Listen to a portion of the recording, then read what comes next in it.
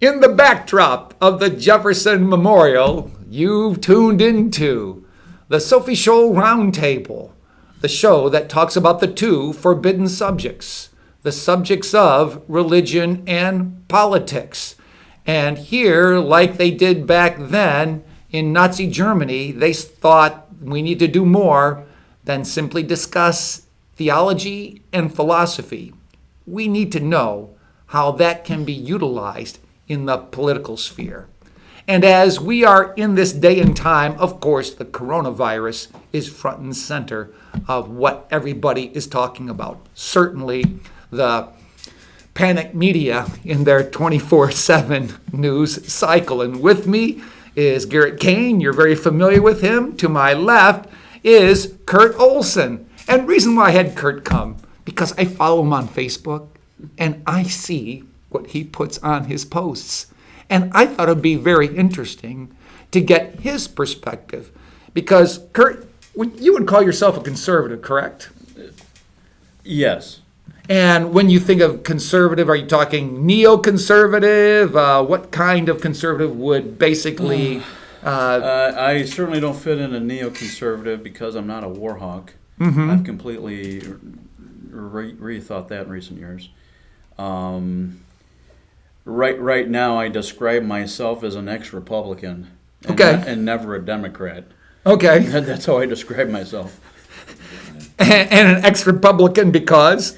Because they engage as much tyranny as the Democrats. And why do you say that? They're spending money hand over fist. They don't keep anybody accountable. They make promises they don't keep. There's all kinds of things. We did 2 wars on a credit card. The list goes on. Yeah, and we'll be talking about that as we discuss what the government has been doing in relationship to the coronavirus. And as we talk about that, just like to get first impressions concerning your observations in the way in which the government is dealing with this.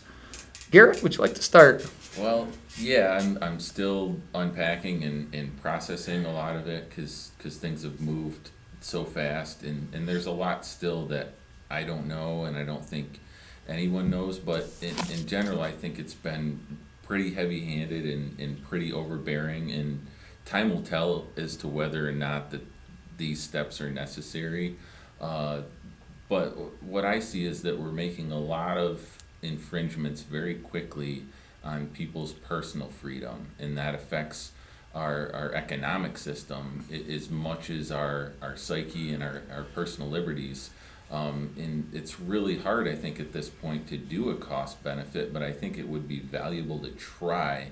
But who are we trying to save, and what number, and what's the price on the other side, and how far do we go with these measures that are obviously going to hamper us economically, probably for a long time, depending on how long this goes.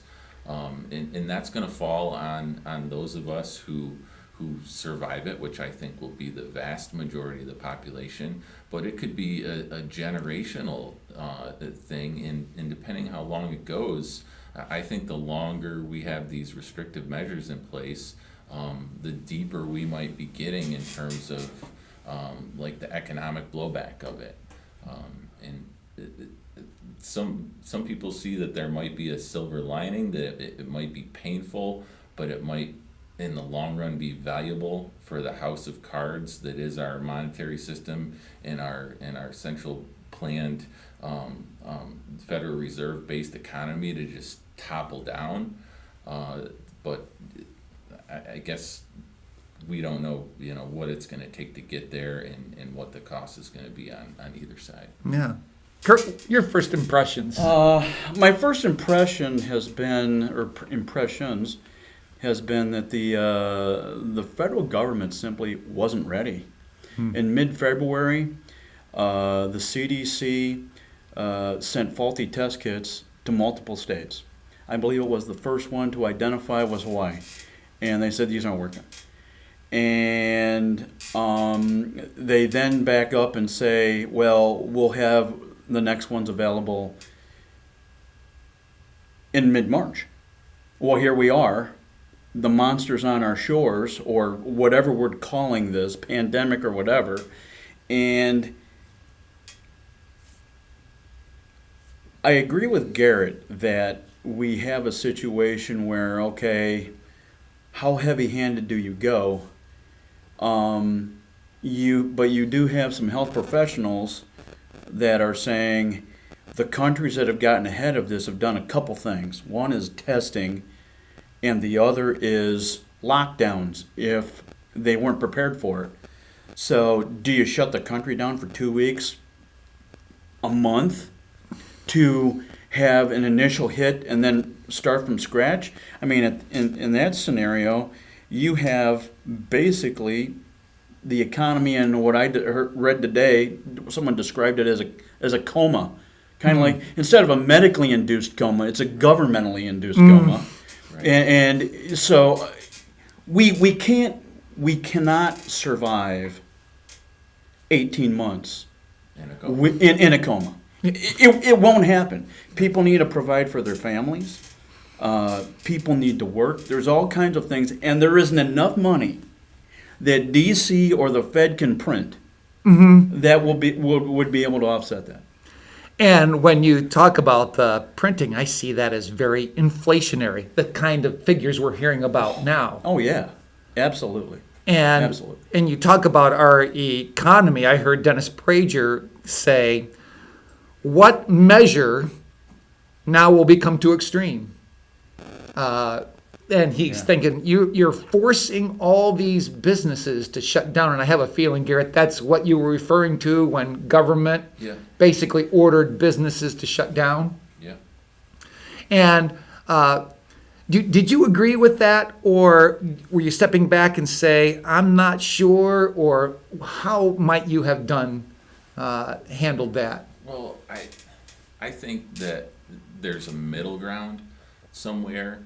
And like Kurt brought up, when we look back on this, once we're through it, I think one of the biggest failures that we're going to see is the testing kits being available. And as someone who is very staunchly against the relationship between government and healthcare, as well as the relationship between government and education, I would just think that it couldn't get any worse than the situation the federal government, the FDA, and CDC put us in terms of not having the tests available, not having the correct tests when they did, and just the sheer amount. Let's just imagine a society that has a total uninvolved government and a free market healthcare system. Could it be any worse than this? I mean, I would think that you would have test kits.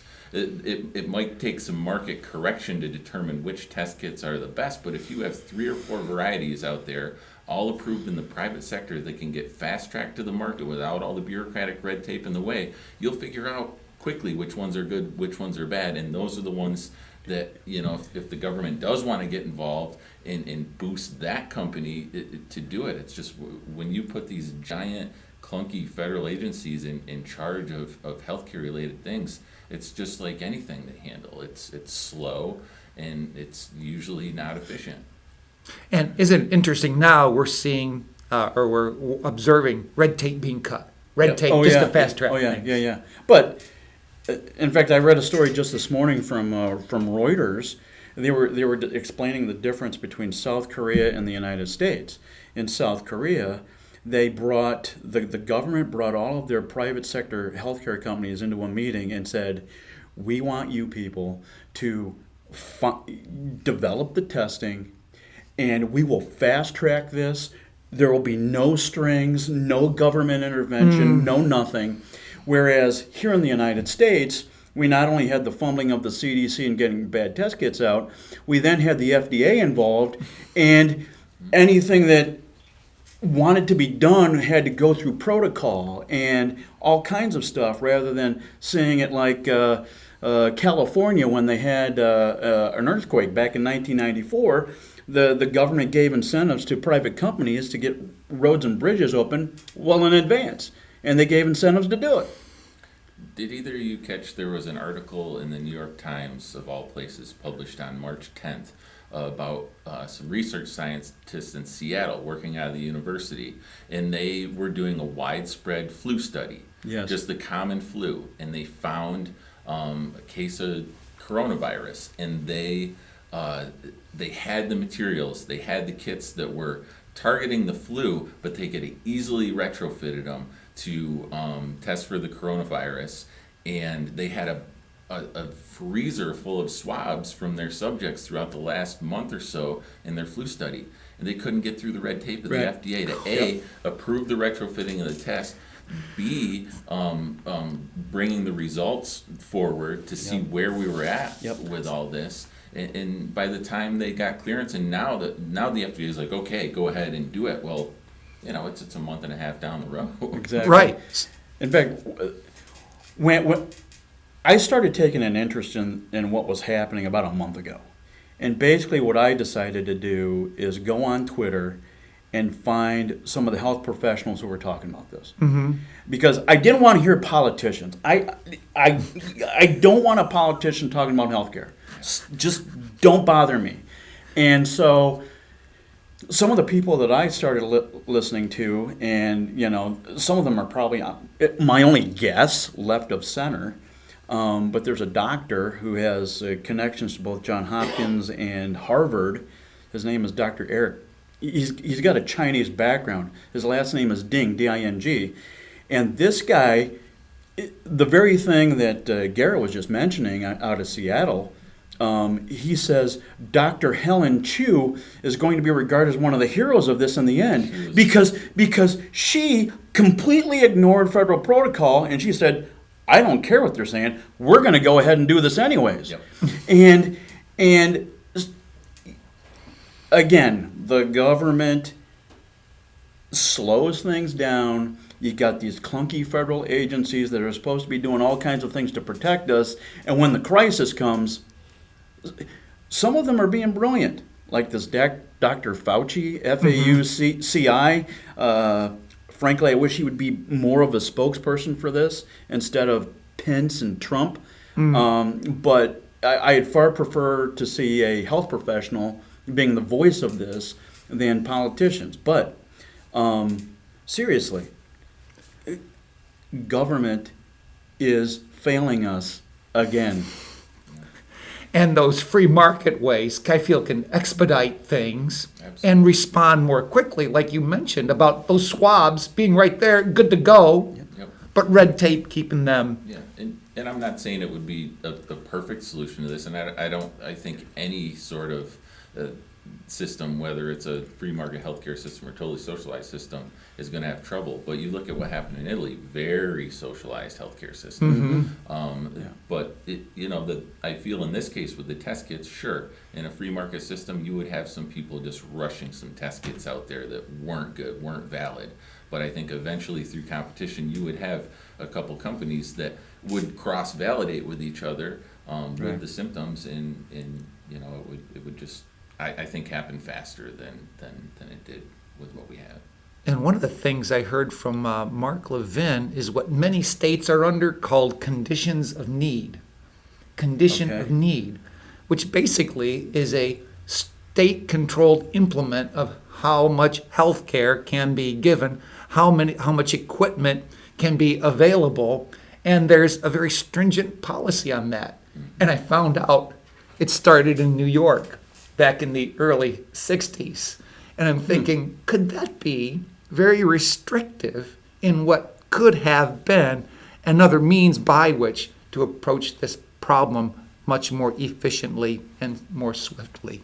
Yeah, I think one thing to think about too is that we're getting all these numbers of confirmed cases, and that's your denominator over the fatalities and determining your death rate.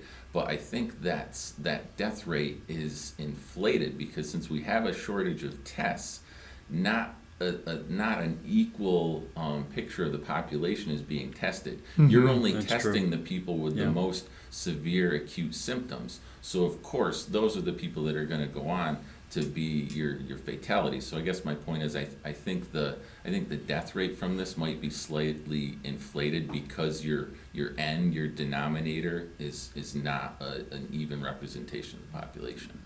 And speaking of deaths, as we tape this, 161 have occurred in the U.S., and that's basically 0.00005%. So that just gives you an idea when you look at that number, a perspective from which to view this. And crunching the numbers in ways I think can help in dealing with the panic that has been out there. Yeah, but let me just say something about the numbers. I don't trust any of them that are out there. This thing originated in China, okay? Communist China.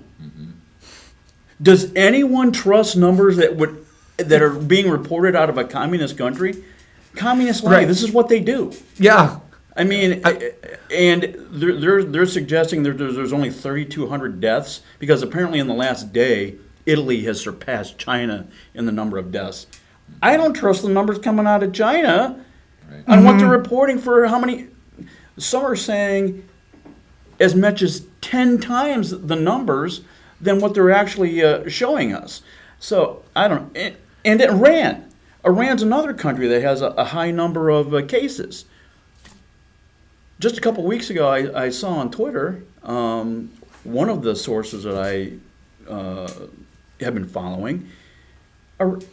This is news from inside the country at a time when the country had less than 200 deaths being reported officially. They were saying that in just one province in that country, there was more than 200 deaths. So can you believe the numbers coming out of Iran either? No. I mean, I don't say that to make people think that there's this mass deaths. I say that simply to say no one knows the real numbers that are going on. Right. And we can have some general data that we can work with and come up with.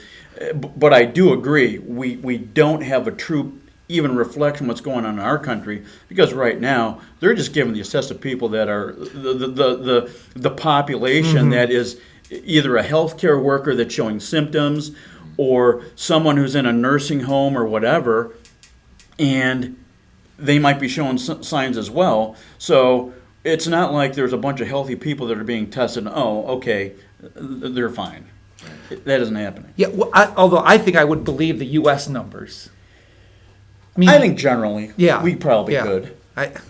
Like we talked earlier, you look on the Worldometer. Yeah. What's that site? Worldometers.info/coronavirus. Yeah. Massive chart. You get data from around the world, but anyways, it's the numbers are there. Yeah. And they're spiking in Europe and the United States. Just to wrap up this session, here I am, a pastor, and we're being told, do not meet in groups of 10 or over, or do not have more than 50, or do not exceed 50% capacity. Yeah. I really struggle with that. In that, I think it should be contextual, meaning if you're in a place near that nursing home in Washington State, okay, I can see measures, but here in Chautauqua County, as of now, we have not had a coronavirus issue. There's no discussion of scale with these measures either, Mel. That's I think the problem is it's wide sweeping and it's coming from people that are focused on metro areas where the population density out here is exponentially lower. And like you said, we don't have any confirmed cases. I think it's an overbearing mandate, and especially when it comes to, gatherings of people that are voluntary and in a private institution. I mean, church is kind of a middle ground there, but more than mandates, I would rather see recommendations. Like I think a good recommendation would be if you want to keep your business or your church open, get one of those forehead temperature scanners like they use at the doctor's office and just say, okay, we're just gonna make sure that everyone who comes through here is fever free as a precaution. Yeah. And there'll be some people, you know, in the congregation or in society that aren't willing to take that risk, and that's fine. But I think, you know, having recommendations and clear information is better than these wide sweeping mandates. The only comment I'll add to that is we see this a lot from government, one size fits all. Right. One size fits all. Right. Instead of, okay, and again, they're making these rules that really apply to large metropolitan areas, whereas Chautauqua County, or when this is all done, expect the boom in rural areas of the country. People are going to be fleeing suburbs, fleeing metropolitan areas, and then we'll have jobs again. Yeah. So, appreciate you joining with us here today on this edition of the Sophie Scholl Roundtable. As we join again, we'll be talking about the economic remedies that are being bantered about in Washington, D.C.